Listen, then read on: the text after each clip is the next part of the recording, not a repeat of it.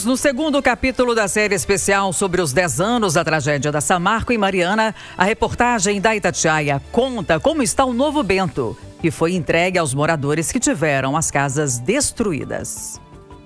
Mariana. Pode passar os anos que for, mas a gente não esquece. Uma década depois. Foi uma tragédia em função de um crime ambiental. A Itatiaia não esquece. Não esquece. Essa reportagem começa com a Itatiaia aqui no Novo Bento, assim chamado distrito reconstruído após a onda de lama e rejeitos de mineração varrer a comunidade 10 anos atrás. Uma década se passou e apenas em 2025, as comunidades de Bento Rodrigues e Paracatu de Baixo foram reconstruídas. Ao todo, foram entregues 338 imóveis, incluindo moradias, comércios, sítios, lotes e bens privados. São ainda 22 bens públicos, como escolas, postos de saúde, cemitérios e praças. Darlisa Azevedo, de 59 anos, teve sua casa e comércio reconstruídos no Novo Bento. Como é típico no interior, ela é mais conhecida pelo apelido Uninha ou Una? Uninha do Bento. Do Bento, Una do Bento. Ela avalia como ficou o Novo Bento e diz que os laços entre os moradores não são mais os mesmos. A comunidade segue unida? Não, eu tô sentindo diferença porque não segue mais unida, né, como a gente era antes, mesmo por causa do tamanho que ficou, né, ficou maior. Então é até difícil a gente estar revendo os amigos. Para Antônio Gonçalves, 56 anos, o da Lua, o momento é de adaptação, em meio a obras ainda não totalmente concluídas. Bento Rodrigues, hoje o novo Bento Rodrigues está entregue em partes, né? Ainda tem obras lá ainda, tem obras iniciando, tem obra para estar entregando, mas as pessoas que estão morando lá, como por exemplo a minha mãe, minhas irmãs, todo mundo que já estão em Bento Rodrigues, por exemplo, estão gostando, né? É uma nova ambientação, a cidade, vamos supor, é um distrito novo, então você tem que estar ali ambientando novamente. O empresário Dan Mol, 58 anos, tinha casa e plantação no Paracatu de Baixo. Nas tratativas de indenização, optou por não integrar a nova comunidade construída. Dan revela receio com o equilíbrio financeiro e emocional dos moradores diante das novas construções. As casas são bem construídas, fizeram uns vilarejos até bem estruturados, mas a gente tem muita preocupação com o ser humano, né? Com a situação mental do ser humano.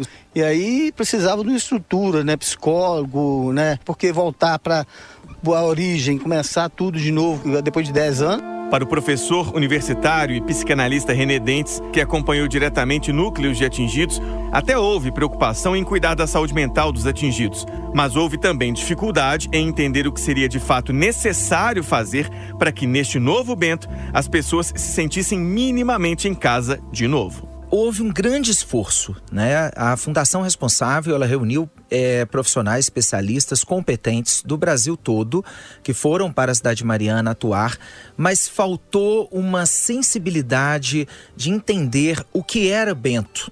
Era uma comunidade rural que não tem nada a ver com a sede da cidade de Mariana e que as pessoas ali, elas perderam duas coisas principais. Elas perderam a terra e elas perderam a comunidade. E a terra tem que ser entendida quase como uma extensão do corpo. Então, eu escutei pessoas, senhores, por exemplo, de mais de 80 anos, dizendo para mim assim, olha, minha vida perdeu sentido, eu não consigo mais plantar a minha plantação, eu não consigo mais criar os meus animais e eu fico o dia inteiro olhando para o teto de uma casa aqui no centro de Mariana. Então, eles também estavam muito, assim, desesperançosos com o que foi proposto, que é uma comunidade, um conjunto de casas que era quase um condomínio, um novo bairro.